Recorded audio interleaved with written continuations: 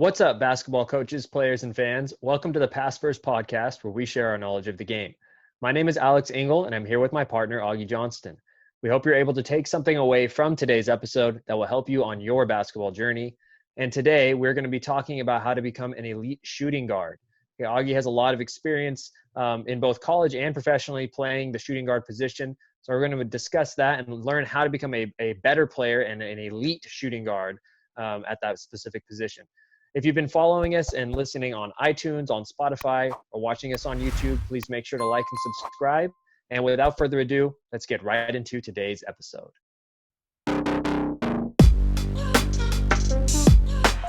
All right, welcome in, everybody. Thank you guys for joining us today. As we said earlier, we're going to be talking about how to become an elite shooting guard.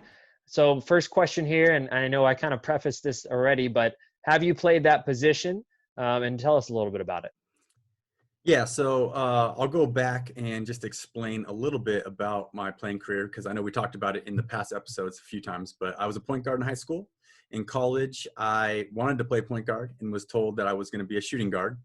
And so, at that point, I was really looking to improve and get better as a player. I spent a lot of time in the gym working on my shot, improved my shot, played shooting guard, and then played it in college and then played it overseas as well. Okay, and what would you say your style or approach to that was? Yeah, so me as a shooting guard, if you were going to kind of compare my style of play to somebody that you might know, would be like a Klay Thompson type shooting guard, or maybe like a Ray Allen type shooting guard, Kyle Korver, more of the catch and shoot style of shooting guards. At least that's what I think of myself as. I mean, obviously when I play open gym now, or even when I was playing overseas, I was putting the ball down a little bit more, but mostly like a catch and shoot type player. Okay. And then just, for those listening, for myself, traditionally I played point guard, but I did also play the off guard position at times. If we ran like 2 point guard sets, I would usually be the one that was moved to the 2 because generally I was our best shooter. So, I did have some experience with it, but obviously not as extensive as you have at that position. So we'll dive in a little bit deeper into that, but what would you consider the elite characteristics of a shooting guard? Yeah, I mean, the easy way out is to say great shooter, right? But that's actually true, because not only do you have to be a great shooter to be able to score the ball and put up points, and that's another thing that I think is important. You got to be able to put up points on the board, but you got to have someone on the court at all times that can stretch the defense, right? If you are playing with 5 guys that can't shoot from the perimeter on the floor, I mean, they can just clog it up, and you're not able to get any layups at the rim or anything. So stretch the defense. It's another characteristic. I could talk a long time about all the characteristics, so I'll just rattle a few off real quick, and then maybe we can dive deeper at a later point. But when it comes to shooting, you got to be able to, shoot from deep, right? So you want to be able to shoot from, we're talking maybe varsity level or college level at this point, from beyond the 3-point line. That's an elite shooting guard. You want to be able to shoot off the dribble. So like I explained, I was not the type that would shoot off the dribble as much as catch and shoot, but it's another great asset to have, be able to shoot off the dribble. Also be able to shoot off the screens. Okay, so you want to be able to run off screens, knock down jumpers, get your feet squared, that kind of stuff. But anything related to shooting, I would say, is one of the main characteristics of a shooting guard. Yeah, I agree with all those. I think also being able to read and use screens. I know you said, shooting off screens, but even if I'm going to take a little step further, like being able to read when you should flare, when you should curl, when you should, come straight off. I think those different types of understandings make you a better player, because as a shooting guard, especially if you're a guy that's a catch and shoot, the more efficient you can be, without needing the ball in your hands, or I should say, the easier you can get yourself open, the more chances you're going to get good looks. That means your percentage is going to go higher, right? So I think that's another characteristic that maybe people don't think about a whole lot, moving without the ball. And those guys that you mentioned, the Ray Allens, the Klay Thompsons, like those guys are so elite at getting open without needing a lot of dribbles. I think we've referenced this in the past, but that Klay Thompson game where he scored, what was it, like 50 or 60 off of like 6 dribbles or something absurd, it's just, it shows that you can move without the ball and still be a really, great scorer at the same time. So, yeah, just something else I wanted to add in there. But I think, yeah, you're right about all those characteristics. Is there anything that you would say, I know you said you maybe dive into this a little deeper a little later, but anything else that you kind of would say, hey, that's another characteristic that we could talk about? Yeah, a little bit more, maybe not as important, but being able to be the secondary ball handler, I think, is big. So, if you're a shooting guard and you get an outlet, can you bring it up? If you are getting pressed and all of a sudden it inbounds to you, can you bring it up? That's a beneficial thing too. And the last year that I was in college, when I was a grad assistant, we had our two guard was normally our best defender. So our two guard would actually pick up a lot of times the point guard on the other team, and our point guard would actually guard their two man, and our three man on that team was actually our shooter. So it was just the way, in college you can design your team a little differently with recruiting and stuff. And I was only a grad assistant 1 year that year, but that coach definitely designed his team to be his three man to not be a 6'2", 6'3" guy, but for his three man to be a 6'6" guy that all he can do is catch and shoot, but he's 6'6", he can play big. And then the two guard was, if he could shoot, that was a bonus, but our two guard was more of a scrappy defender, could play the secondary ball handler very well. So yeah, just those are a few other things. I think that a lot of guards nowadays play what, we would consider a combo guard, where they could play like the 1, 2, or maybe even the 3. I think that's becoming more and more common. I mean, maybe I'm wrong. Maybe that's always been common. I just didn't notice it as much. But I feel like so many times I see guards that, like what you were saying, where they can shoot it, they can handle it decently, enough. And I know in a lot of systems that I played in and even coaching now, like I tell my wings, hey, if you get it on the wing, you've got to be able to bring the ball up. Like, we don't want the point guard to dribble it up every time, because it's way quicker just to outlet to you on the wing halfway up the court and then just take a few dribbles. Now you're already on the other side of the court. Mm-hmm. So I do think that definitely is an elite skill. And I don't think that necessarily, while there are a lot of combo guards, there are also guards that are not very comfortable dribbling on the wing. And it makes it harder for the team in general when you have that type of a player. Even if you're an elite shooter, if you can't do a couple dribbles to escape or do something, you become very one-dimensional. My friend used Mm-hmm. to always say, like, a guy that could only catch and shoot, he used to say he was a one-trick dummy. All you can do is catch and shoot, can't do anything else. Can it be effective? Sure, but if they figure out just to stick someone on you and that's it, you're basically doing nothing out there, for the rest of the game. So, Yep. okay. So what are let's talk about like some of the intangibles. We talked about skills. Let's talk about intangibles. What do you think some intangibles that you need as a shooting guard? One of them you kind of mentioned already, but I would classify this as an intangible, and that's moving without the ball.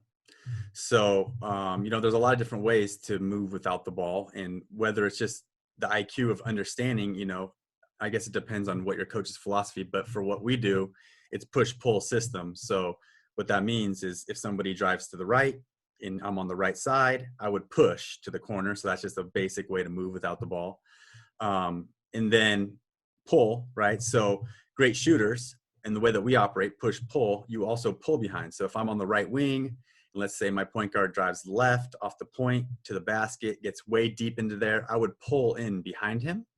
And being able to move without the ball that way is going to get you shots too, right? You pull in behind him, he kicks it right back out, fill in behind, catch and shoot there. So that'd be one intangible, I would say. And then also, other things as far as scoring goes, if we're talking about, if I'm going to stand by the fact that I said, shooting guards need to be able to put some points on the board, then you're not just going to be a catch and shoot guy. So to put points on the board, the other intangibles, reading backdoor cuts, all the things that make great players great, I think important for a shooting guard as well. Yeah, I think a lot of that stuff is related to like basketball IQ. Something else that came to mind while you were saying that is like knowing when to take a shot, when is a good shot, right? Which I think a lot of times we think shooting guards, you're like, oh, every time you touch it, fire it up, and that's not necessarily the case. You can pass up a shot and be efficient and get. I'd rather have a player take 8 or 9 efficient shots than 15 really bad shots, right? So I think that also plays into it, and it just sounds like a lot of that stuff is just being able to understand the game in general. Yeah, you could say that for any position, but it's probably going to be a little different for a post player that you're just saying, hey, rim run and catch around the basket and score. You don't necessarily need to have as much of a understanding in order to do that, as opposed to playing a shooting guard or maybe another wing position where you got to move all these different places. Again, I'm not trying to say that post players don't need basketball IQ, but it's like a different type of basketball Yeah. IQ, for your position. So, okay. So how would you say that can develop some of these characteristics? Is it just something that you're born with? Is it something you learn over time? How does it work? Yeah, I think playing in systems that have these kind of actions or reads and stuff, I think is going to help you a lot as a shooting guard. Because if you're just going to go play in some system where they just kind of roll the balls out and there's really no structure or no teaching as far as what to do as a shooting guard, then I could see you end up at the end of your career being the guy that just catches and shoots, in the corner, catch and shoot type player. But if you're able to be coached and taught, okay, here's one way to get open. Here's one way. I mean, I have 2 or 3 ways that I try to teach our players how to get open off like a pin down, right? And that's a common action that you're going to have as a shooting guard. You're going to come off a lot of pin downs. You're going to set some back screens, stuff like that. But to be able to develop and get those shots and be able to get the shots you want, you need to understand how to get open. You need to understand, how to, like you mentioned earlier, use a screen. So as far as developing the ability to get those shots, that's one thing. And then also developing the skill set, right? So if we're going to talk about, how to develop the characteristics of a shooting guard, well, you got to drill those, and you got to drill kind of what I said earlier. You got to drill shooting from deep. You got to drill, coming off pin downs and the footwork it takes, right? So that's probably one of the hardest shots to hit is coming off a pin down, which is like a down screen. And you got to, come off the screen, turn 180 degrees before you take your shot. So developing those kind of things, I think, are critical for a shooting guard, because those are the type of actions you're going to get. Yeah, and I know you didn't mention it specifically, or maybe you did and I didn't catch it, but like there's the footwork of being able to catch off of a hop, catch off of a 1-2, catch off of whatever it is, catching the opposite way off of 1-2. I think we talked about this a little bit when we had Trevor on, and he talked about all the different ways that he catches coming off of screens, right? I think that stuff is also tied into it. And I guess my question for you is, do you think that it's easier to learn these characteristics and these skills through drilling, through doing drills, skill workouts, or is it easier to like do it through playing? Obviously someone has to teach you. You're not going to just randomly learn it. But I guess my question is, do you think it's better to do a lot of drills, and then hopefully implement it into the games? Or is it like, okay, drill it a little bit, understand it, and now go play a bunch and practice it in live situations? I think it's a drill thing, right? If you look at all the shooting guards of the past in the NBA, they're drilling it, right? They're drilling it all day. And really, we're talking about shooting, right? I mean, Kobe's drilling it, Ray Allen's drilling it, Steph Curry getting up their shots. Those are the guys that you hear about getting up the 1,000-shot workouts and stuff like that. And that's really to develop the shot, not really so much else. But the other things that we talked about, like the coming off screens and all that kind of stuff, I go back to, yeah, you've got to get coached on that kind of stuff, and you need to practice it and understand it, do it in a game, have success with it, build the confidence. And that's also something I guess we didn't talk about, and that's another big intangible is confidence. And that comes through repetition and then success in the game.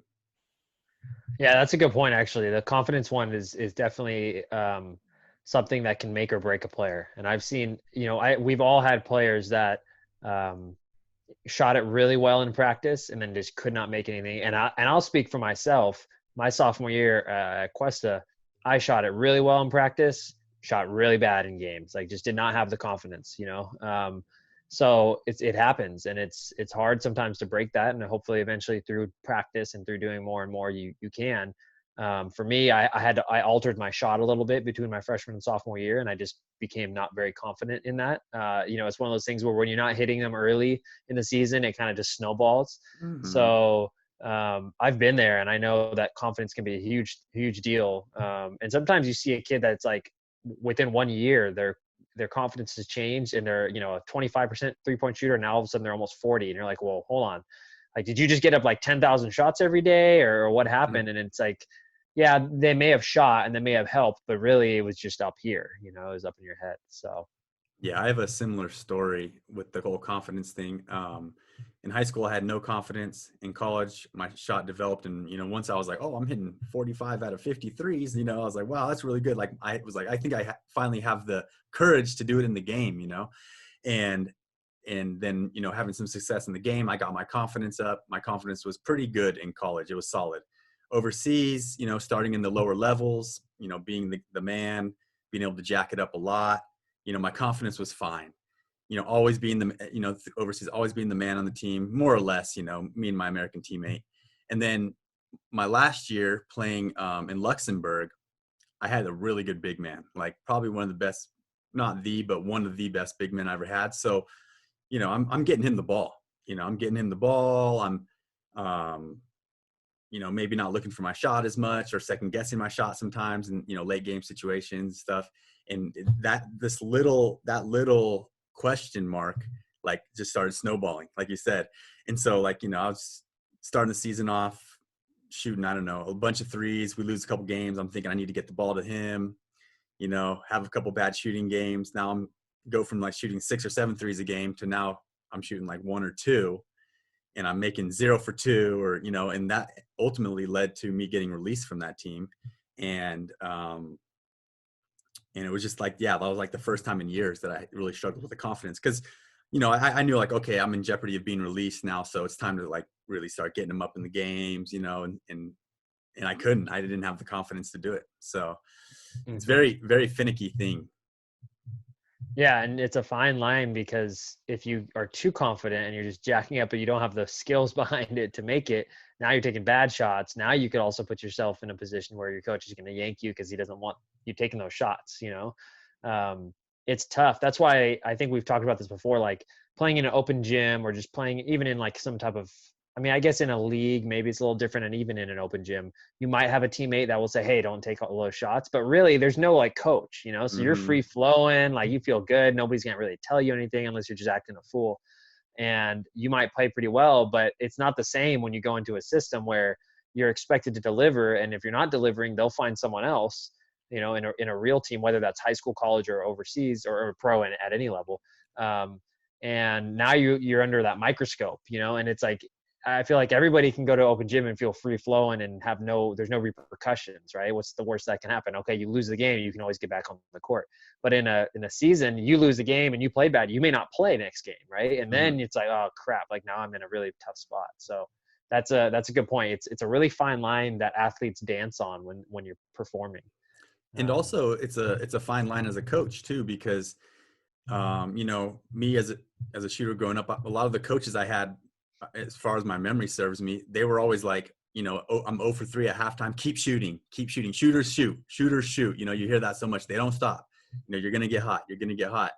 But as a coach, I don't know if I like that so much. Like I'm more on the side of like, feel it out. Yourself. Like if you are 0 for 5 at halftime, I'm not going to come to you and say, keep firing. Like, if you want to go ahead and just kind of ease off the gas a little bit and find other people this game, like, I'm okay with that.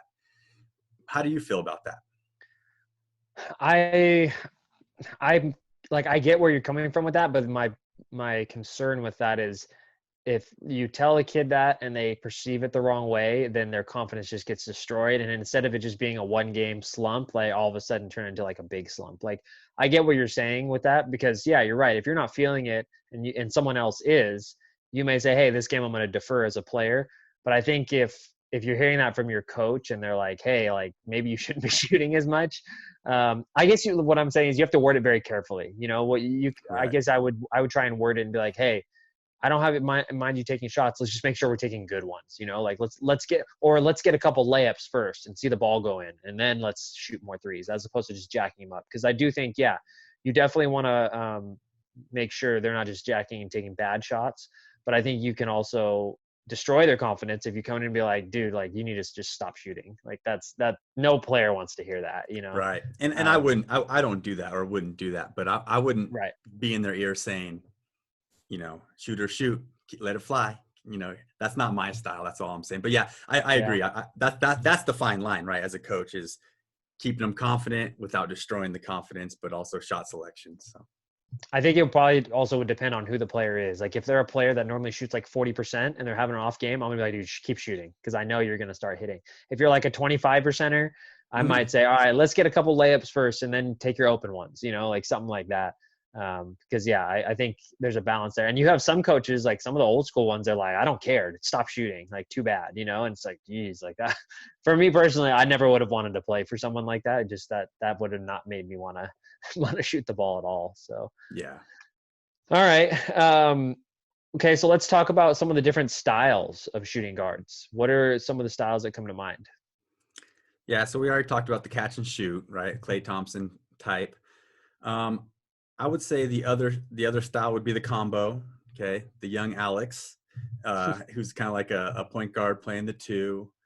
Um, and I would say maybe there's another style too that is definitely a catch and shoot, but maybe taller.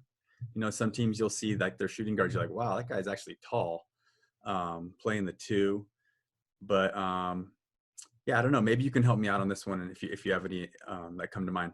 Yeah, one other one that came to mind, which it's not super common because the term shooting guard, but like more slasher shooting guard, like a Dwayne Wade.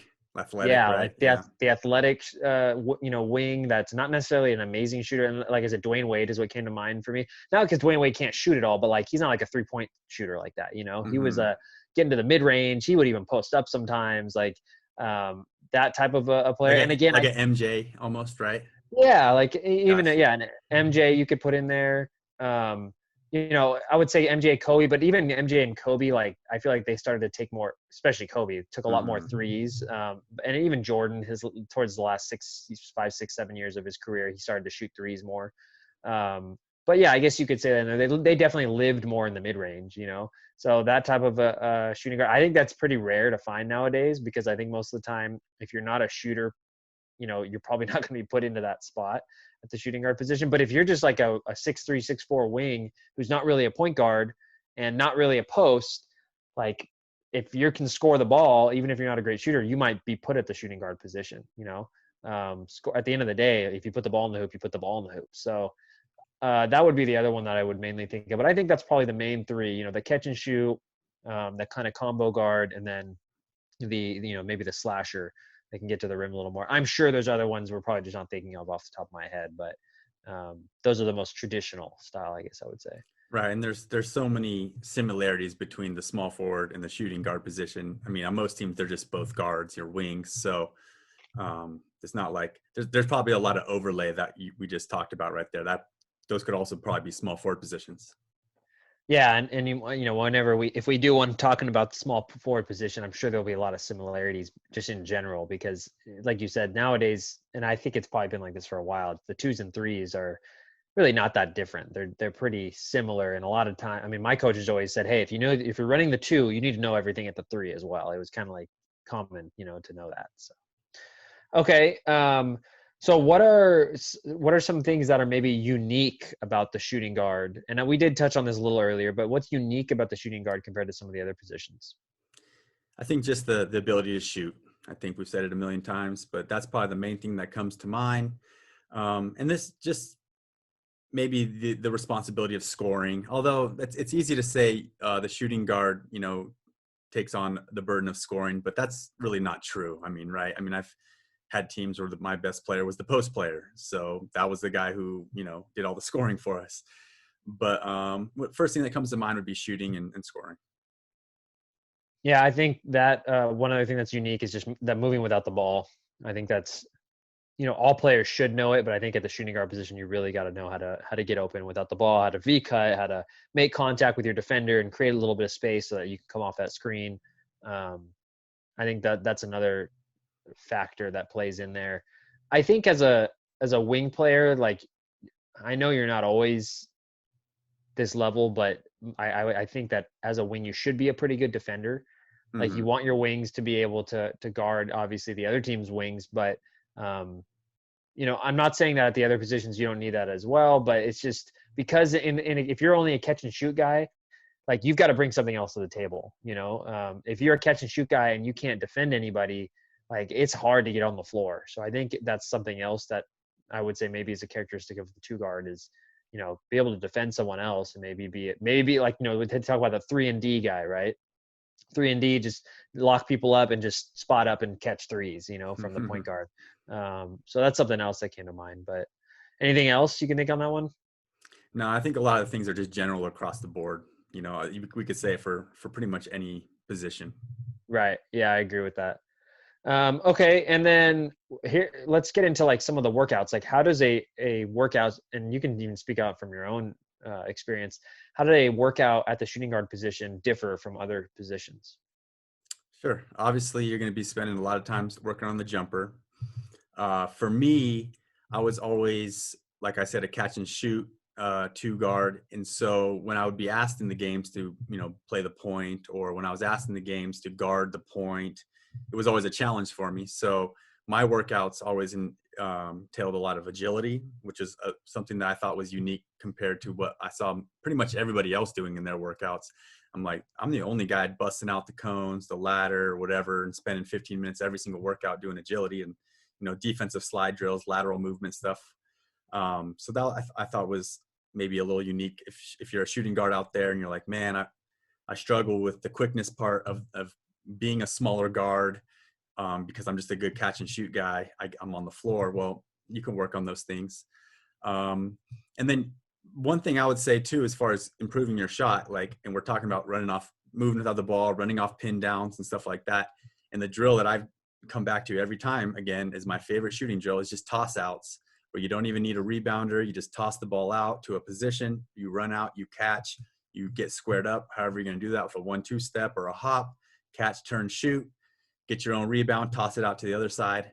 And that's like, okay, there might be some better drills if you have a rebounder, a guy setting the screen, but like that's a drill I feel like you could hang your hat on. And as long as you do that and get really good at that, and you can be 9 out of 10, 8 out of 10 on those every time, that's going to really translate to the game right there, because that's what you do as a shooting guard, run off those down screens. Okay, and when a lot of these drills, are probably more based on just when you're by yourself. I mean, if you're lucky and you're working out and you have a partner, that's great. And some people do. Some people have a partner they can work out with every day, but some people don't. And I know there were times where you're working out on your own. There were times where you're working out with me. There were times you're working out with other people, right? So it's not, I think the drills, obviously you have to be able to adapt them. Do you feel that when you worked out with a partner, did you feel like that was more efficient and you could get better work in as a shooting guard compared to when you're working by yourself? Or does it like, it doesn't really matter to me, it's the same? Yeah, I'm always the guy that likes to have a partner, but with a partner, we'd still be working on the same thing. If as far as the drill goes, I'd put my partner at the top of the key. I would pass it to him. I would work on, like pushing in, breaking out, like popping out, basically. I would do the same drill, pop out to the wing or wherever it would be, catch, turn, shoot, get my own rebound, kick it back out, pop out the other side. I think that footwork is the footwork that messes players up. I think everyone can catch and shoot. If you look at the drills, right, go put a player through a drill, catch and shoot, he'll probably be, let's just say an 8 out of 10 catch and shoot. Now you make him run back and forth between two spots and you're rebounding for him. Okay, now he's a 7 out of 10. Now make him pop out off of a screen, catch, turn, and shoot. He's going to be a 6 out of 10 at that point. So that, just doing those toss out drills for me, like I was a 9 out of 10 on those. Like it did not affect me any differently than just catch and shoot drills, because I worked on those so much. So I think that, yeah, with a partner, I would still work on that same stuff. Obviously, I would work on other stuff too, because you can do more. But yeah, that's another drill right there too. I think that's maybe not done enough, is just running back and forth between two spots. All right, you shoot from one spot, you run to the next spot, you shoot from that spot. But it's not like you just catch and shoot, right? You're working on that footwork every time. You're working on getting up to speed so that in a game, when you run full speed, to the ball, you can catch, get on balance, and make the shot. Yeah, and I think a lot of those like drills are very game specific drills, that you get a lot of reps in, and they're simple, and I think there's a lot of value in that.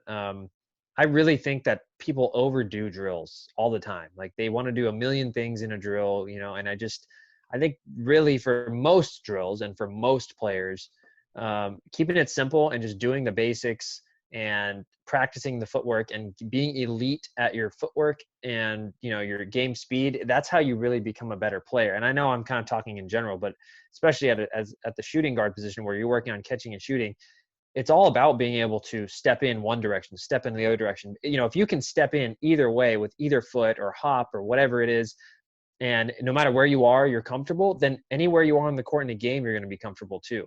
And it just makes things so much easier because really, you know, great players can get separation without needing to put the ball on the floor. Yeah. And if you're really elite at it, you only need like a few feet of separation to catch. And if, you know, if you're quick into your shot, you can get your feet down and get up and be on balance. It's just really tough to guard that, you know? Are you going to be a great one-on-one player? Maybe not, you know, but at the end of the day, like, this is what I always go back to when people talk about that, like one-on-one versus 5-on-5. I don't really care about one-on-one that much. Like, it's never been that big of a deal to me. Like, oh, you know, someone talks, play me in the one-on-one. Okay, well, great. You can beat me one-on-one. But what happens when we go play fives? Am I a better player than you every time on the fives court? If that's so, I'd rather have that personally. Like, I'd rather be a better fives player. Because if I have to, you know, worry about chasing Augie off of a million screens and he drops 40 on me, who cares if I can beat him to 11 one-on-one? You know, there's no one-on-one championship as far as well, maybe there is now, but that wasn't a big deal. There's no like college one-on-one title, you know, that we were playing for at that time. So I think learning skills that are going to help you in a 5-on-5 game are way more important than, you know, being able to do 10,000 dribble moves that you could use in a game, you know, one-on-one or something like that, especially at the shooting guard position. So I know it's kind of a little bit of a tangent there, but I just wanted to add that in, that I think that fact of you using those drills like that is really important for players that are coming up now to learn, you know? Um, anyways. Okay. Anything else you wanted to add on that one?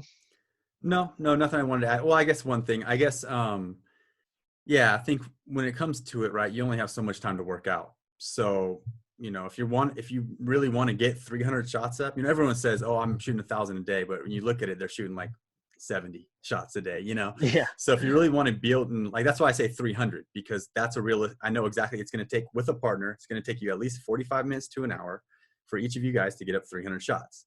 If you're by yourself, it's going to take you 45 minutes an hour to an hour to get up 300 shots. So, I mean, unless you have like 8 hours to work out, like you better prioritize the minimum getting up those 300 shots. So that's an hour. So, okay, then maybe you have, you know, 30 other minutes. Okay, well, I'll spend my 15 minutes doing my combo ball handling stuff, you know, to work on ball handling isolated, right? More isolated from my shooting.